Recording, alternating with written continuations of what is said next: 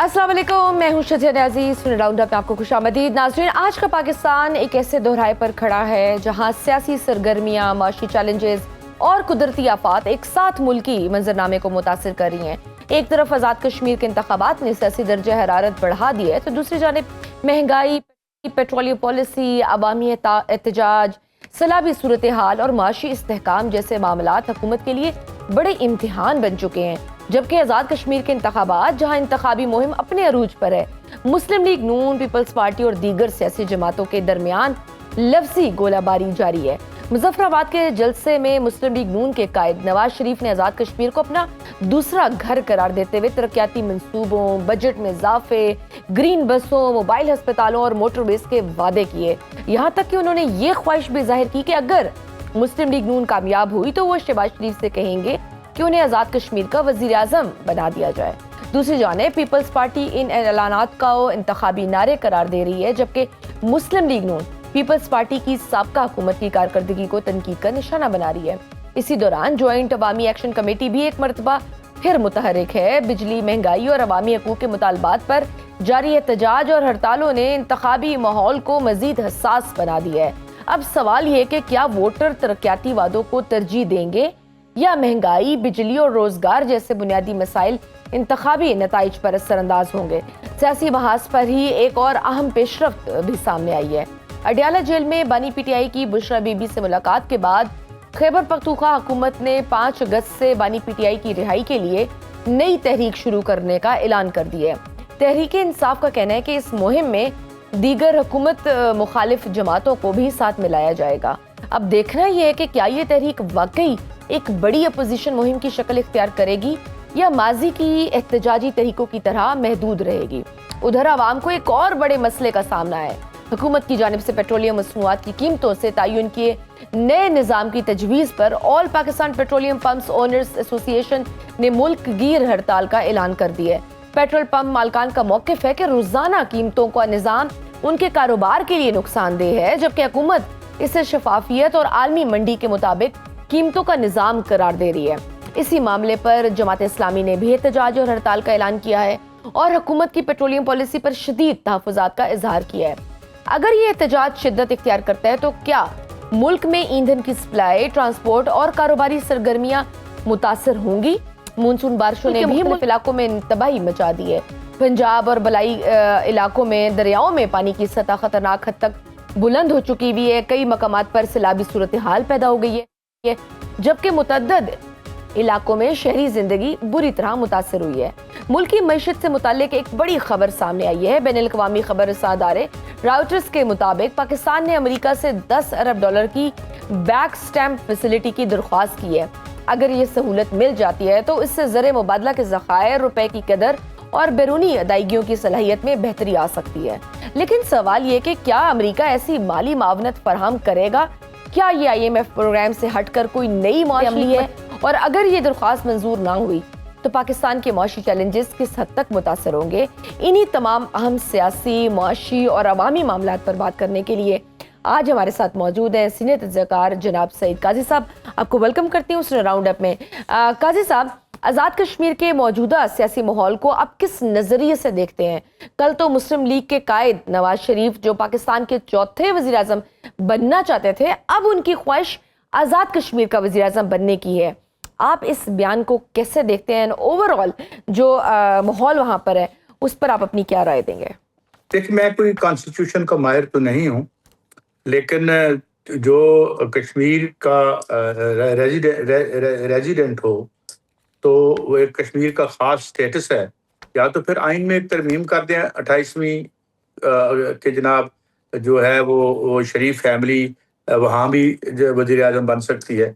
अगर हम अल्लाह के फजल से कोई इलेक्शन के भी मोहताज नहीं रहे पावर में आने के लिए, तो लगे या तो ये भी कर लें।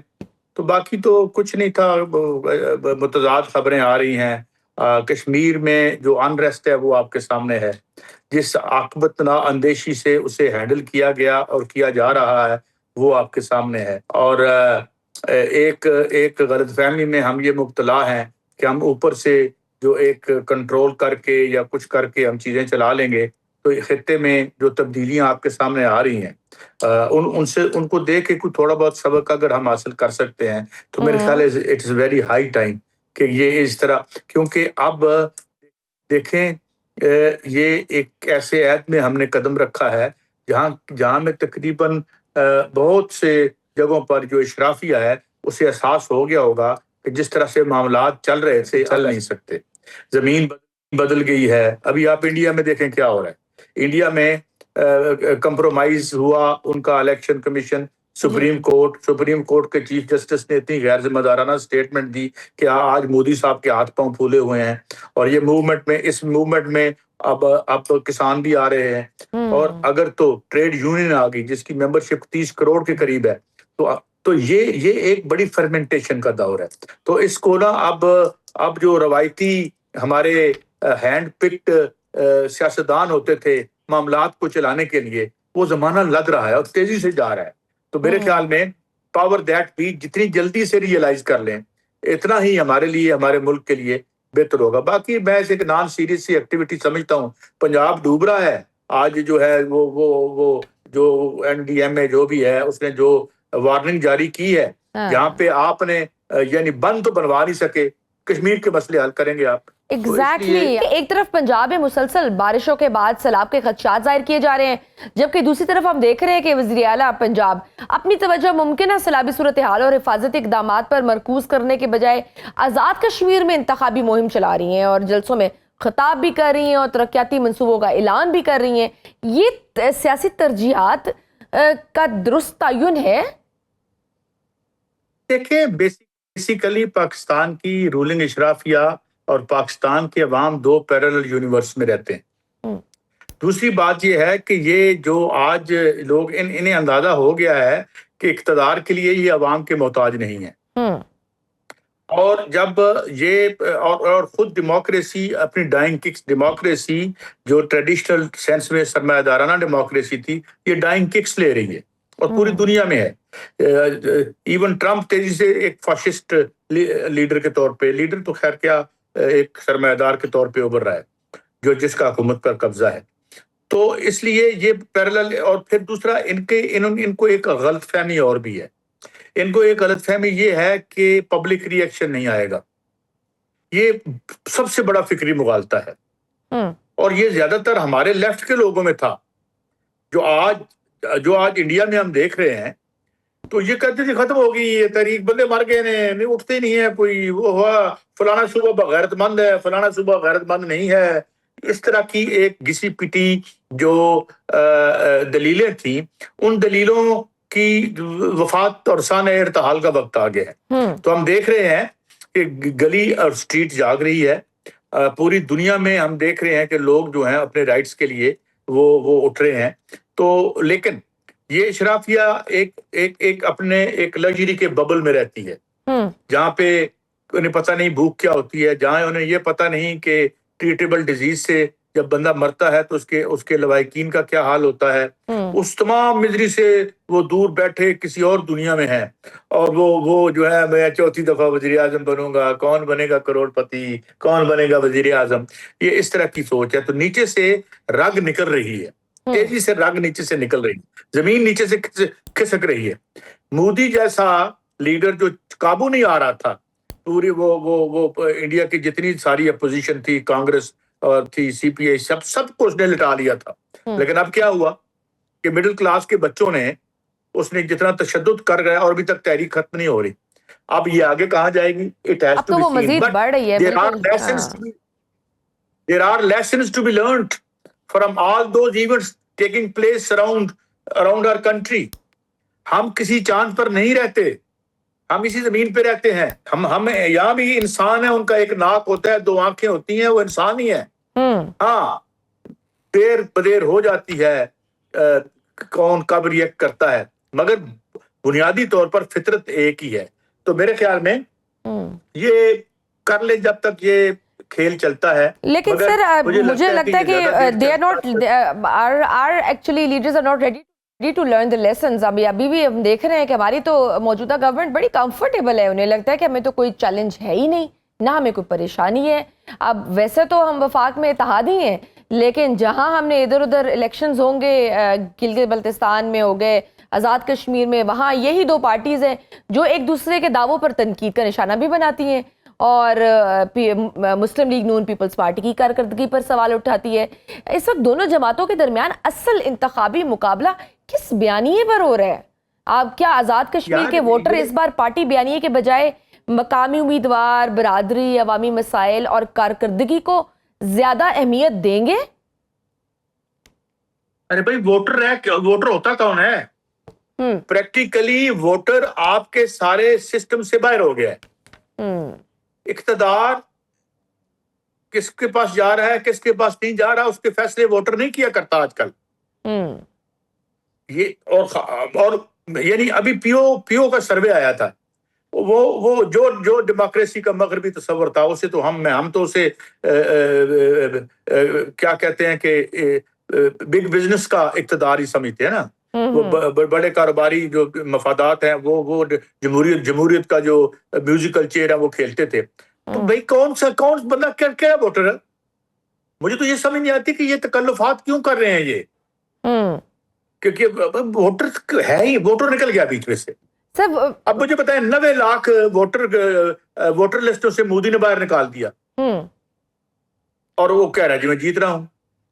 لیکن سر وہ جمہوریت کا بھرم بھی تو رکھنا ہے نا. بھرم کون سا یار؟ ان کا کیا بھرم ہے؟ وہ عزت کیا ہے ہماری؟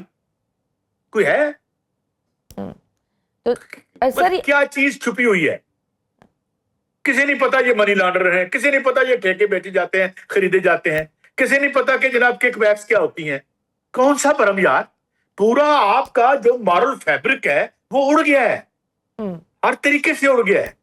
تو سر آئین کیا ہے؟ عوام بھی تو سوئی بھی ہے نا، عوام کو بھی تو کوئی مسئلہ نہیں ہے نا سر. اگر اتنا مسئلہ ہوتا تو عوام نکلتی، احتجاج کرتی. عوام کو بھی تو کوئی مسئلہ نہیں ہے نا، کمفرٹیبل ہے وہ. نہیں عوام دیکھو، یہ بھی آرگومنٹ مجھے بتائیں آپ.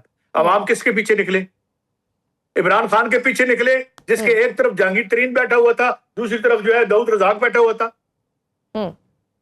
پی ٹی آئی کے ساتھ بہت زیادتی ہو رہی ہے، خان کے ساتھ زیادتی ہو رہی ہے. جب وہ پاور میں تھا تو کون تھا؟ کوئی وہاں پہ ٹریڈ یونینسٹ تھا، کسی کلرک کا کوئی نمائندہ تھا، کسی مزدور کا، جو 80% لوگوں کے نمائندے ہیں، 80% لوگوں کا کوئی ریپریزنٹیٹو تھا.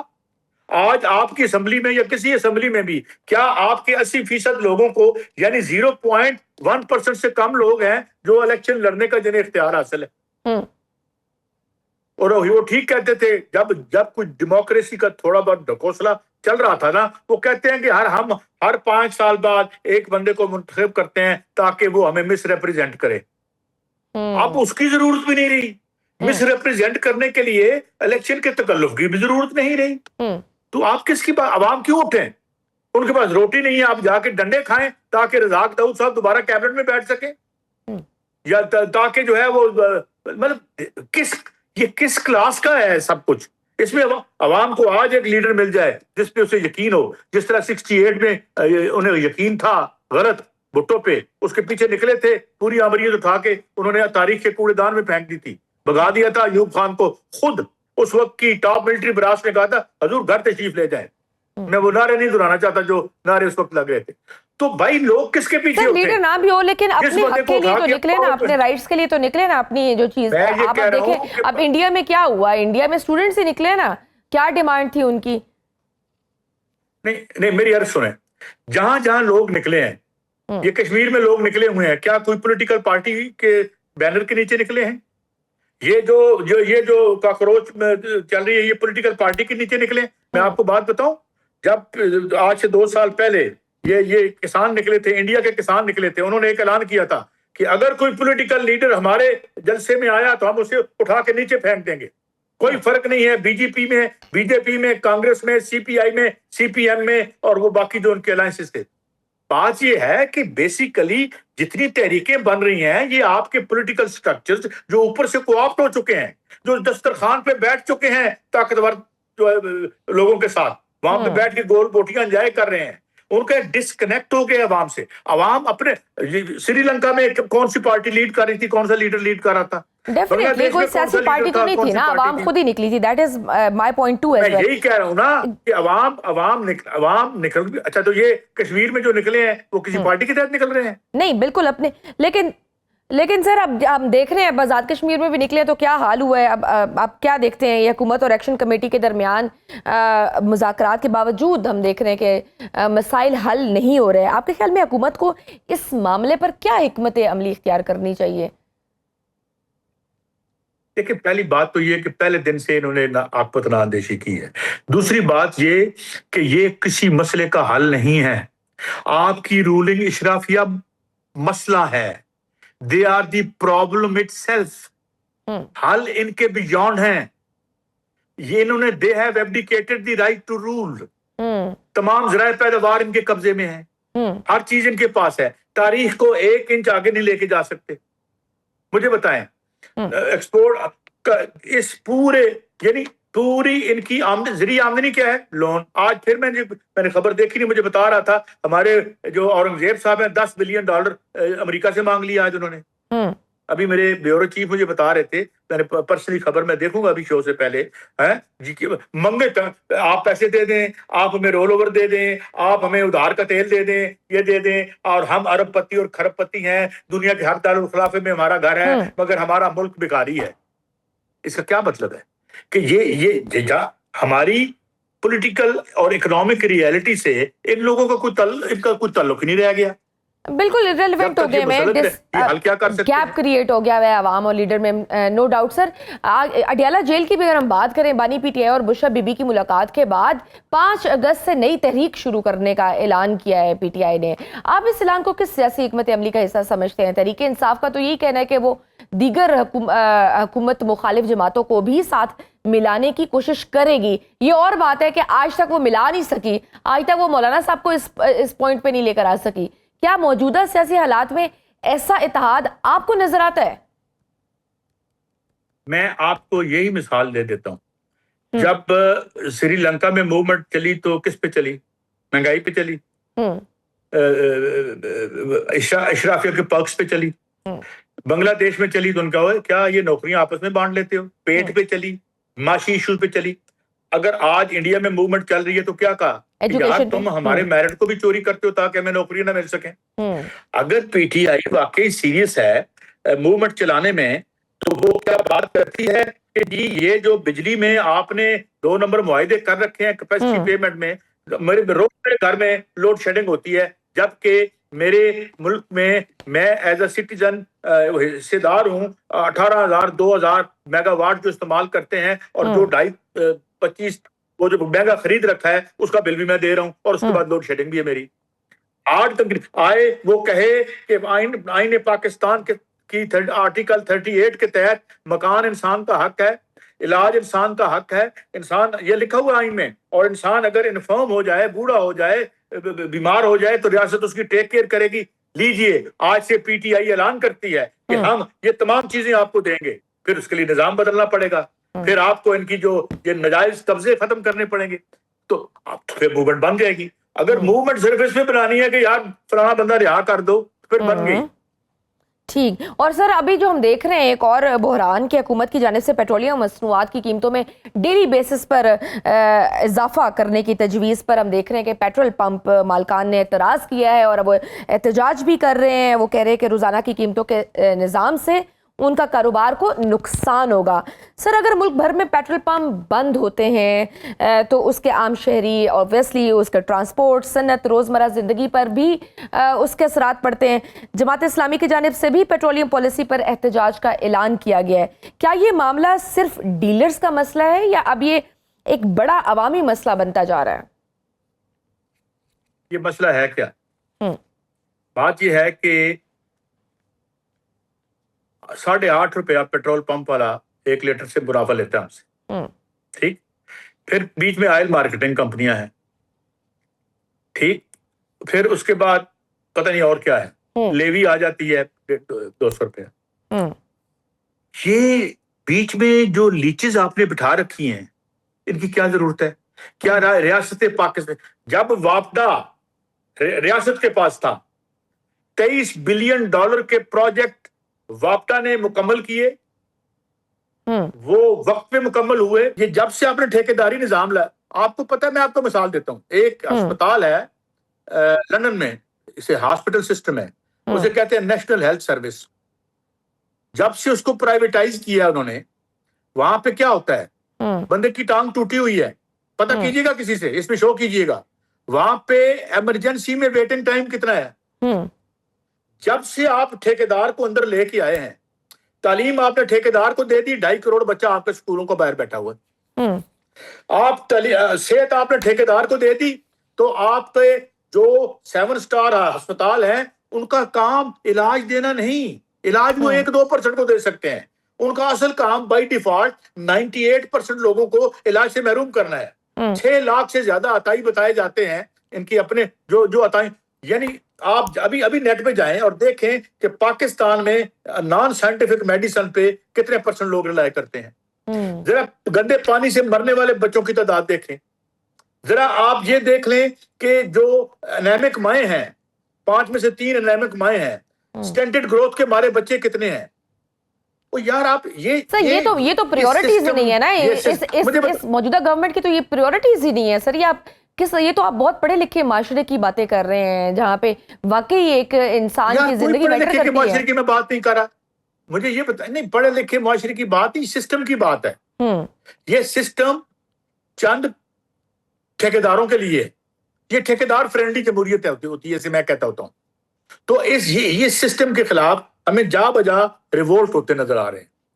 اس کی وجہ یہ ہے کہ اب اتنا معاشی حبس ہو چکا ہے, اتنا معاشی حبس ہے کہ ایون انڈیا کی مڈل کلاس کے جو بچے ہیں وہ باہر, یہ کوئی غریبوں کے بچے نہیں ہیں جو انڈیا میں نکلے ہوئے ہیں, ان کے ماں باپ فیسیں افورڈ کر سکتے ہیں. ابھی تو یہ نیچے جائے گی, یہ جو ٹریڈ یونین کے اندر نیچے اگر چلی گئی تحریک, تو یہ مودی صاحب کی اب الٹی گنتی وہ گننا شروع کر دیں. وہ ان کا فراڈ اب آہستہ آہستہ انریول کر رہا ہے, ختم ہو رہا ہے, ننگا ہو رہا ہے. تو بات یہ ہے کہ اس سے سسٹمک فیلئر.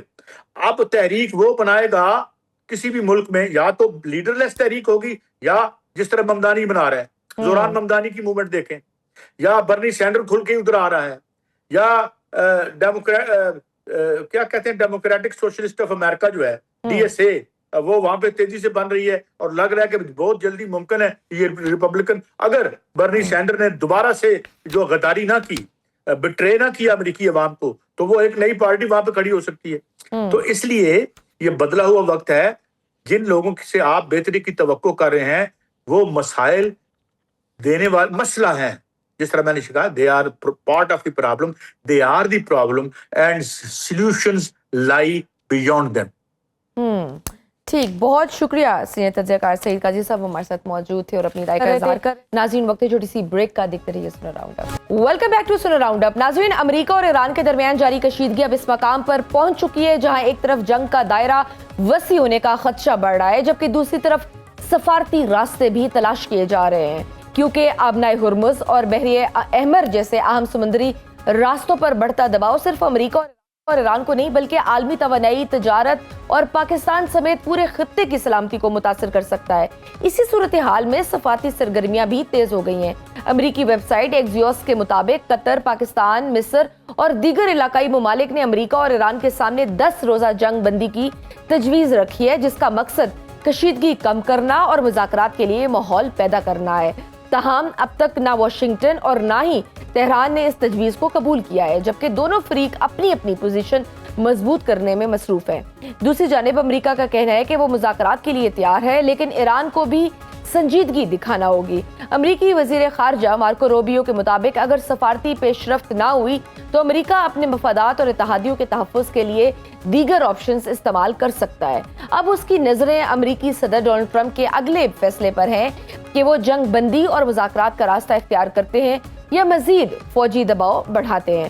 پاکستان نے بھی سعودی عرب اور بحیرہ احمر میں تجارتی جہاز رانی کو درپیش خطرات پر سخت موقف اختیار کیے ہے. دفتر خارجہ کے مطابق پاکستان نے واضح کیا ہے کہ پاکستانی پرچم بردار جہازوں کے خلاف کسی بھی جارحانہ کارروائی کو قومی سلامتی کے لیے خطرہ تصور کیا جائے گا. اسی دوران سعودی عرب کے ساتھ امریکی سول جوہری تعاون کا معاہدہ بھی سامنے آیا ہے, جو ظاہر کرتا ہے کہ مشرق وسطیٰ میں صرف فوجی کشیدگی نہیں بلکہ توانائی, سرمایہ کاری اور علاقائی اثر رسوخ کی نئی صف بندی بھی جاری ہے. بھارت میں جاری احتجاج اور حکومت کے رد عمل نے بھی نئے سوالات کو جنم دی ہے.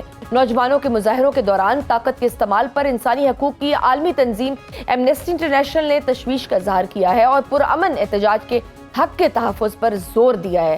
بھارت میں یہ معاملہ اب صرف ایک احتجاج نہیں رہا بلکہ ریاستی طاقت، نوجوانوں کے غصے اور جمہوری آزادیوں کے حوالے سے ایک بڑی بحث بن چکا ہے۔ اب اصل سوال یہ ہے کہ کیا سفارتکاری امریکہ اور ایران کے درمیان بڑھتی ہوئی کشیدگی کو روک پائے گی؟ کیا جنگ بندی کامیاب ہوں گی اور کیا خطہ کسی بڑے بحران سے بچ سکے گا یا آنے والے دن مزید مشکلات کی طرف لے جائیں گے؟ اس سب پر بات کرنے کے لیے ہمارے ساتھ موجود ہیں چیئرمین تحریک جوانان پاکستان عبداللہ حمید گل صاحب۔ آپ کو ویلکم کرتی ہوں سن راؤنڈ اپ میں۔ عبداللہ صاحب، سب سے پہلے موجودہ صورتحال کو آپ کس نظر سے دیکھتے ہیں؟ امریکہ اور ایران کے درمیان جاری کشیدگی، مسلسل فوجی کارروائیاں اور دوسری طرف جنگ بندی کی سفارتی کوششیں، کیا یہ ایک بڑے تصادم کی طرف بڑھتی ہوئی صورتحال ہے یا ابھی بھی مذاکرات کے لیے گنجائش موجود ہے؟ بسم اللہ الرحمن الرحیم، بہت بہت شکریہ۔ دیکھیں مذاکرات تو ایونچولی ہوں گے، آپ دنیا کی کوئی بھی جنگ کو اٹھا لیں تو وہ پھر مذاکرات کی ٹیبل پہ ہی اس کے نتائج طے ہوتے ہیں، کیونکہ اس ٹائم پہ دونوں طاقتیں ایک دوسرے کو ہار منانا چاہتی ہیں، بتانا چاہتی ہیں کہ وہ ہار جا چکی ہیں، ایک دوسرے کو وہ ثابت کرنا چاہتے ہیں کہ ہم فاتح ہو چکے ہیں۔ تو میرے خیال میں یہ انا کا مسئلہ اس ٹائم پہ زیادہ بنا ہوا ہے۔ لیکن however امریکہ ایک طاقت ہے، اس میں کوئی دوسری رائے نہیں ہے کہ ان کے پاس ایک بہت بڑی عسکری طاقت موجود ہے، اور شاید جس طریقے سے انہوں نے فل فلیج استعمال کرنا تھا وہ ابھی تک اس طاقت کا اس انداز میں استعمال نہیں کیا گیا۔ لیکن میرا خیال ہے کہ مذاکرات کا راستہ کھلا ہے۔ ابھی سکندر مومنی صاحب پاکستان تشریف لائے ہیں اور طویل دورہ ہے، عموماً ایسا نہیں ہوتا۔ اس کا مطلب ہے کہ کچھ بات چیت چل رہی ہے۔ اچھا، آپ کو لگتا ہے کوئی اہم پیغام لے کر آئے ہوں گے وہ؟ جی، میرے خیال میں اہم پیغام پاکستان بھی دے رہے ہیں، ان کو حالات بھی دے رہے ہیں، اور ظاہر ہے پاکستان کی جو ہاٹ لائن ہے وہ امریکہ کے ساتھ بھی اور چائنا کے ساتھ اور دیگر جو ممالک ہیں جس میں سعودی عرب بھی اب ایک فریق کو بنانے کی کوشش کی جا رہی ہے، ان سب کے ساتھ پاکستان اپنی کوشش اور کردار ادا کر رہا ہے۔ اور میرے خیال میں دیر از اے اسٹرانگ چانس کہ کوئی 10-12 دن کا درمیان میں کوئی تعطل آ جائے، اور اس صورت کو اگر میں دیکھوں تو انشاءاللہ تعالی مذاکرات کو میں کبھی بھی ناکام نہیں کہوں گا۔ پاکستان کل بھی کامیاب تھا، پاکستان آج بھی کامیاب ہے۔ یہ کامیابی کیا کم تھی کہ جو لوگ 47 سال سے آپس میں اکٹھے نہ بیٹھتے تھے، نہ ایک دوسرے کی شکل دیکھنے کے روادار تھے، نہ سفارتی تعلقات تھے، وہ اکٹھے ہو گئے ہیں اور ان کو بٹھایا پاکستان نے۔ پہلی بات، سب سے پہلے جب وہ ایک نیوکلیئر تھریٹ تھی ایران کے اوپر، وہ ختم کروائی۔ پاکستان کے وزیر اعظم کی درخواست کے اوپر امریکہ نے تہذیب سے جو مٹانا تھا اس کو ترک کیا۔ اس کے بعد 12 اپریل کو جی ڈیفینس تشریف لائے اور ایک طویل ملاقات ہوئی۔ پھر ہم نے دیکھا کہ پھر معاملات کچھ گڑبڑ ہوئے، ہمارے فیلڈ مارشل صاحب نے تنہا جا کے اپنا ہرمز کو کھلوایا الحمدللہ۔ اس کے بعد امریکہ نے دوبارہ بند کر دیا، تو یہ ایک علیحدہ بات ہے۔ پھر اس کے بعد جو ہے وہ ہم نے سوئٹزرلینڈ کے اندر جو ہے وہ ان کے لیے معاملات کو سلجھایا، اور الحمدللہ وہ جو گرہیں لگی تھیں ان کو کھلوایا، اور ایک 14 نکاتی میمورینڈم آف انڈرسٹینڈنگ سامنے آ گیا۔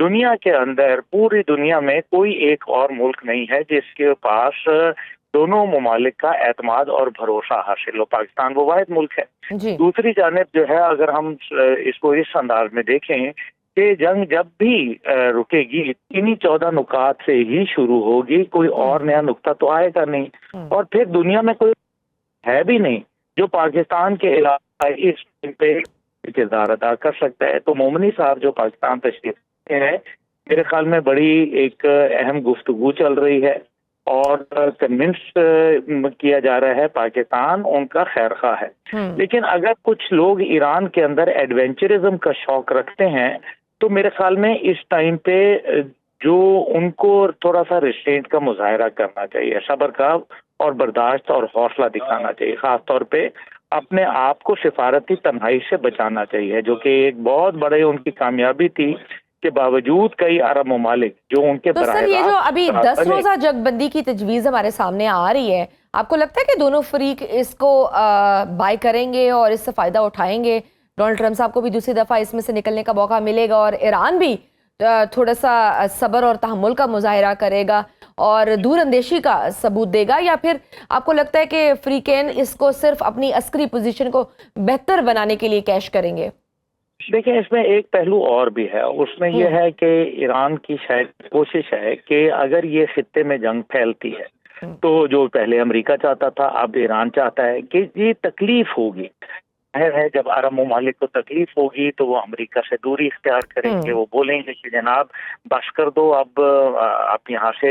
लेकिन ईरान को ये भी समझना जरूरी है, और मेरे ख्याल में मोमिनी साहब को ये समझाया जा रहा है कि अरब दुनिया अगर इतनी ही उनके पास ताकत होती तो वो 40 साल से अमेरिका के छत्र छाया में क्यों रह रहे होते, और क्या ताकत के बलबूते पर वो अमेरिका को अपने ममालिक से बेदखल कर सकते हैं? क्या उनका हाथ पकड़ के रोक सकते हैं? क्या उनके फौजियों को जबरदस्ती वहां निकाल सकते हैं, या उनके जहाजों को उड़ने से रोक सकते हैं? तो ऐसा कुछ नहीं कर सकते। You know, these are the problems and Iran should understand these problems. बाकी जहां वो सिफारती सतह पर पहले भी कह चुके कि जनाब हमारे अड्डों से आप हमले न करें, लेकिन अगर वो नहीं मानते तो वो क्या कर सकते हैं बेचारे। तो मेरा ख्याल है कि जो इस टाइम पे सूरत हाल है, पाकिस्तान को भी एक बड़ी डिफिकल्ट पोजीशन पे ला के खड़ा करने की कोशिश है, क्योंकि अगर ईरान के अंदर कुछ ऐसे एलिमेंट्स मौजूद हैं जो ये चाहते हैं कि इस जंग का, देखें अमेरिका को तो ना यहाँ से तेल मिल रहा है ना कुछ, उनका तो तेल आ रहा है वेनेजुएला से, लेकिन ये जो पूरी बाकी दुनिया के ममालिक हैं इनका तेल निकल रहा है। बिल्कुल, हाँ जी। और सर अब तो हम देख रहे हैं कि अपनाए हुर्मुज़ के साथ साथ बहरिया अहमर में भी बढ़ती हुई कशीदगी ऑब्वियसली पाकिस्तान समेत खित्ते के बाकी ममालिक के लिए भी बहुत ज़्यादा अहमियत रखती है, और पाकिस्तान ने सऊदी अरब और बहरिया अहमर में तजारती जहाज़रानी के खिलाफ किसी भी कार्रवाई को कौमी सलामती के लिए ख़तरा करार दिया है। क्या समुद्री रास्तों का ये बहरान मुस्तकबिल में तवन्नाई और माशी मसाइल को मज़ीद बढ़ा सकता है, और इस पूरी सिचुएशन में पाकिस्तान किस तरह से अपनी खारजा और दिफाई हिकमत अमली को मुतवाज़न रख सकता है? मेरे ख्याल में पूरी दुनिया की आंखें पाकिस्तान के किरदार के ऊपर मरकूज हैं, और वो पाकिस्तान से उम्मीद कर रहे हैं कि कोई किरदार अदा किया जाए। लेकिन देखिए, Pakistan can not play as a guarantor तो नहीं। ये आपके साथ याद है कि मेरी पहले भी बात हुई थी, तो मैंने कहा था जब तक कोई गारंटी नहीं होगी ये जंग थमेगी जरूर, लेकिन ये मतलब टल जरूर जाएगी लेकिन थमेगी नहीं।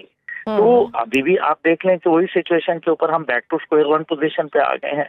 अब जो इसके अंदर जो आपने आबी रास्तों की बात कही है, देखिए दुनिया के पास आबी रास्ते, ये हुर्मुज़ हो गया या बाबुल मंदब हो गया, कोई परमानेंट बंद नहीं कर सकता। लेकिन होता यह है कि तातुल हो जाता है। जैसे अभी फ्यूल पंप्स की अगर हड़ताल हो रही है तो उससे क्या होगा कि लोगों को मुश्किलात में इजाफा होगा, तकालीफ बढ़ेंगी, परेशानियां बढ़ेंगी, और सबसे बढ़कर ये कि जो ट्रैफिक ने लेट से कि किसी आदमी ने लाहौर पहुंचना है इस्लामाबाद से, उसको पहले वहाँ मतलब अगर वो एक दिन अपना 5 घंटे में पहुंच रहा था, अब उसको शायद वो 5 दिन लग जाएंगे। तो ट्रैफिक चलती है समुद्री, लेकिन उसमें तातुल आ जाता है, जिसकी वजह से जो प्रोटेक्शन एंड लायबिलिटी क्लब है जो इंश्योरेंस देते हैं, वो इंश्योरेंस की कीमत बढ़ जाएगी या इंश्योरेंस से वो इनकार हो जाएंगे, जिसका मतलब ये है कि मजीद रेट हाई हो जाएगा, मजीद रिस्क फैक्टर इन्वॉल्व हो जाएगा।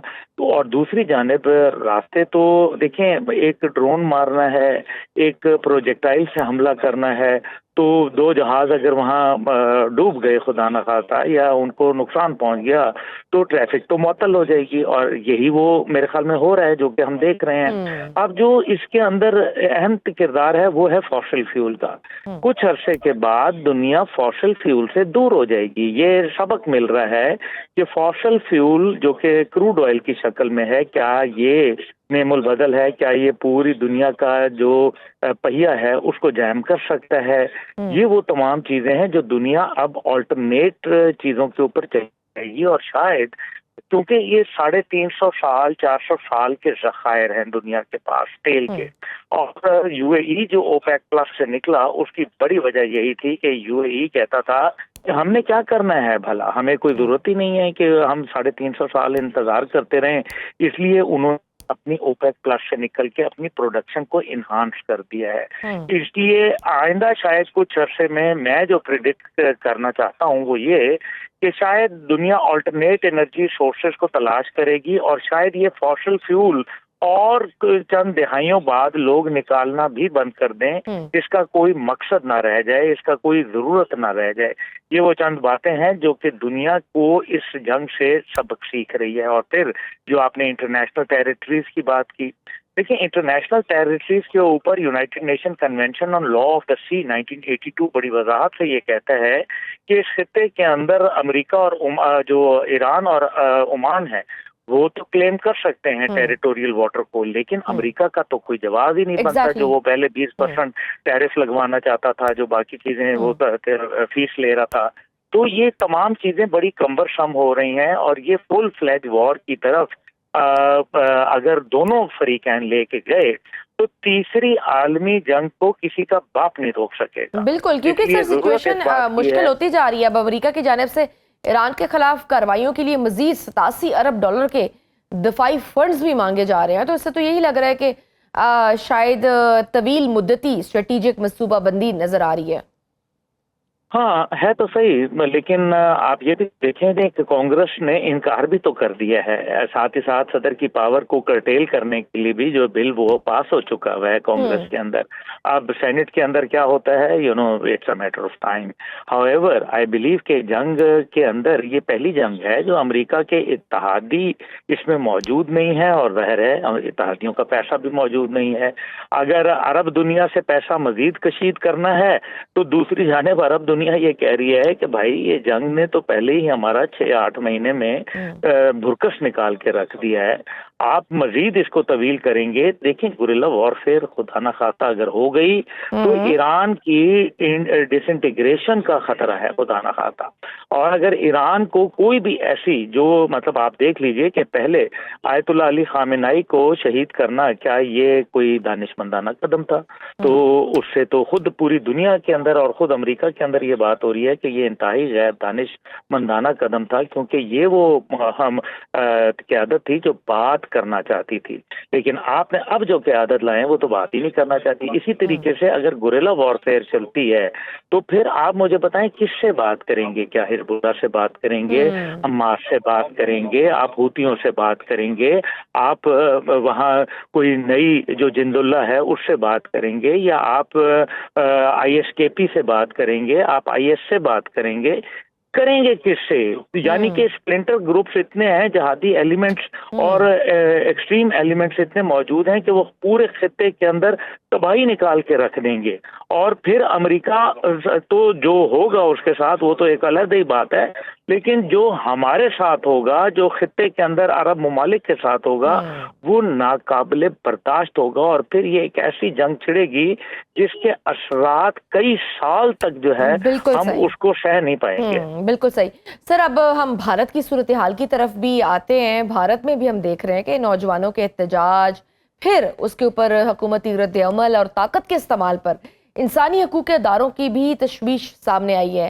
آپ کے خیال میں یہ واقعات بھارت کے اندر بڑھتے ہوئے سیاسی دباؤ کی نشاندہی کر رہے ہیں؟ کیا آپ کو کوئی ایک اور جنزی ریولیوشن نظر آ رہا ہے کچھ اس طرح کا, یا آپ کو لگتا ہے کہ ریاستی اداروں کی ساکھ کے لیے آپ یہ معاملہ کس طرح دیکھتے ہیں؟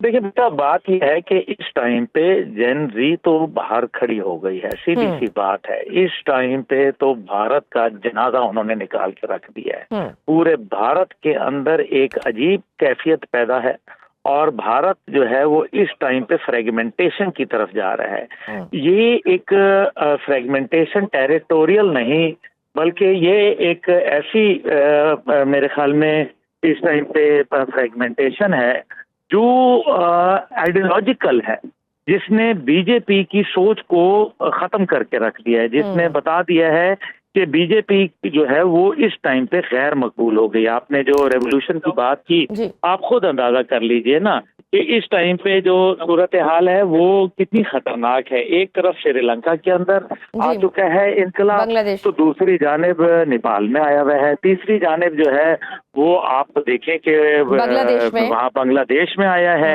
ईरान के अंदर इनकलाबी कैफियत है, अफगानिस्तान के अंदर जो है वो यंग जनरेशन तालिबान आपको देख ही रहे हैं।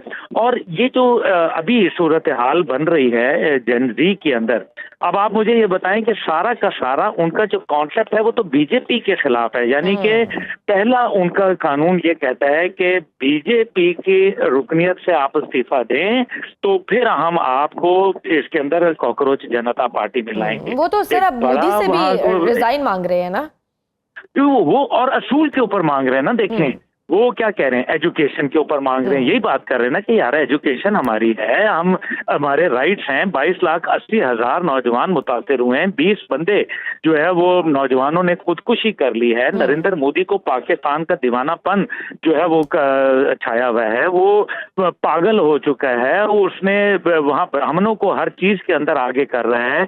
2.8% ब्राह्मण जो है वो इस टाइम पे आधे से ज्यादा सरकार में बैठे हुए हैं। आप देख लीजिए कि तकरीबन 550 जजों में से 380 जो है वो ब्राह्मण है। इसी तरीके से जो उनके फेडरल सेक्रेटरीज हैं उसके अंदर 26 में से 16 ब्राह्मण हैं। उनके जो एम्बेसडर हैं 98, उनमें से 58 ब्राह्मण हैं। और इसी तरह से शो ऑन। अब आप मुझे ये बताइए कि वो किस तरफ जा रहे हैं। तो ये जेन ज़ी कहती है कि ये पाकिस्तान मुखालिफत जो मर्जी करनी है करो, तुम कौम का तो इस्तेहसाल ना करो। 27 लाख नौजवान हर साल जो है वो छोड़ के जा रहे हैं मुल्क।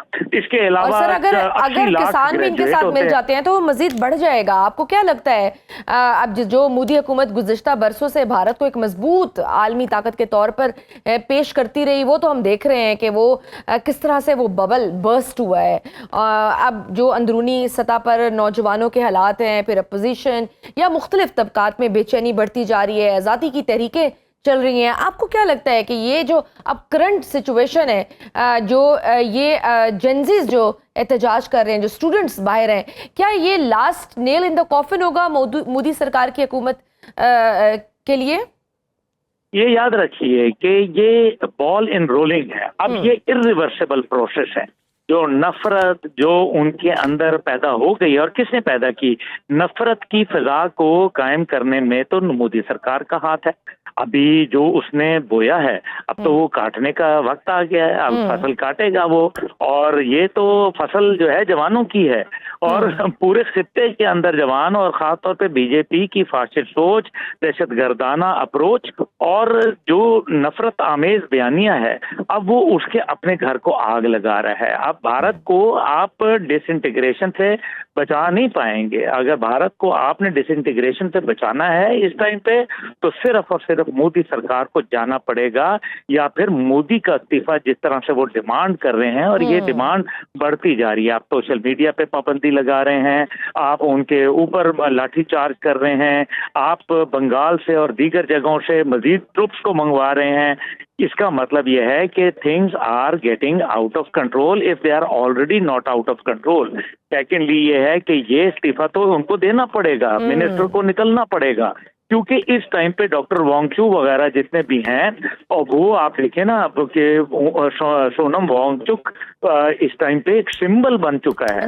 वो एक ऐसा सिंबल बन चुका है जिसका देखें किरदार है उसका बहुत बड़ा, बाकिरदार आदमी है। और उसने ये शुरू किया जिस तरीके से लद्दाख में और फिर लेह के अंदर उन्होंने हेडक्वार्टर के ऊपर बीजेपी के वहाँ हमला हुआ, और वहाँ बाकायदा एक मुसीबत बन गई उनके लिए, बीजेपी के लिए। और फिर ये मामला रुका नहीं, और फिर वो ये कहते हैं कि आरएसएस के गुंडे जो हैं वो पुलिस की वर्दी में आके लोगों को मार रहे हैं, पीट रहे हैं। और ये बात तो आपको भी पता है कि जिस तरह से मुसलमानों को नमाज पढ़ते हुए ठुड्डे मारे जाते हैं वहाँ, जिसकी वीडियो सोशल मीडिया पे वायरल है, वो कौन है? वो आरएसएस के गुंडे हैं। बिल्कुल सही। और ये मोदी सरकार के लिए मामलात मजीद बिगड़ते ही जा रहे हैं।